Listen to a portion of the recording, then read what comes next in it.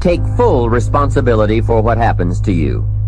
It is one of the highest forms of human maturity, accepting full responsibility.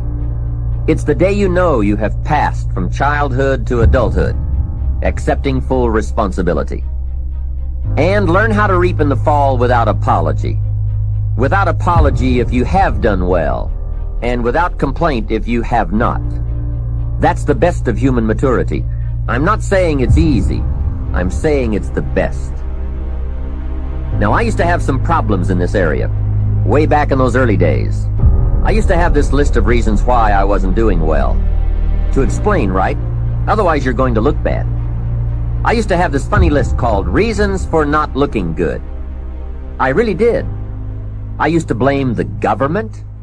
You can believe that or not. It was at the top of my list. I had a lecture second to none. The government. I blamed taxes. Look what you've got left after they take everything out. Taxes, that was on my list. I blamed prices.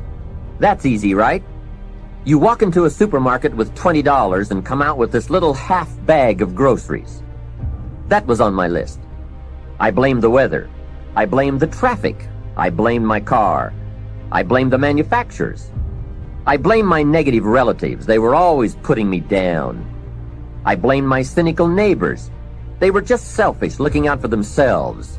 Wouldn't loan me any money. I blamed the community. I blamed the economy. Hey, that's a pretty good list for not doing well, isn't it? I thought it was a good list. I will never forget this one day. Mr. Schoaf was very kind, but he was also very blunt, which was helpful for me. If he hadn't been blunt, I would have missed some things. On this particular day, with a kind of question mark look on his face, he said, "Jim, just out of curiosity, tell me how come you haven't done well up until now?" Excellent question, right?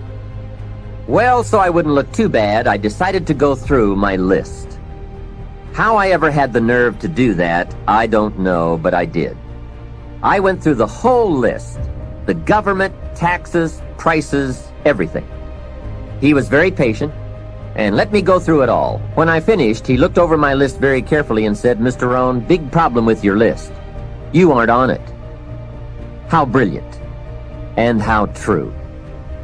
When I went to work for him a few months later, I learned very quickly to tear up my list of reasons for not looking good and threw it away.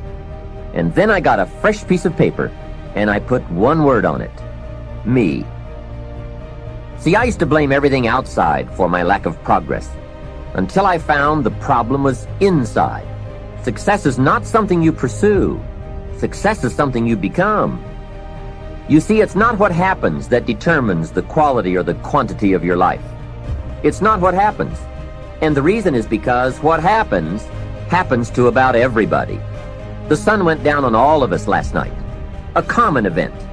And I found out the same things can happen to two different people, but one gets rich and the other stays poor. Why is that?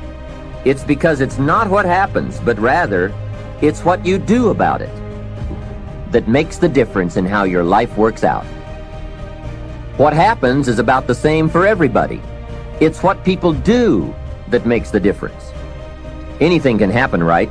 I've heard all of the stories. Hey, I've been one of the stories. We could all tell stories for days on end. Anything can happen. If you've got 3 and 2 go and you've got 1 left, you aren't looking that bad, but when it all goes, I'm sure you've had that kind of experience. Of course, a long time ago, when you ran out of money and got to 0, you were all through. Heck, now you can whistle right on by 0, right? They will bury you these days. But those are happenings. Everyone's got the same happenings. The big question is, what are you going to do about it?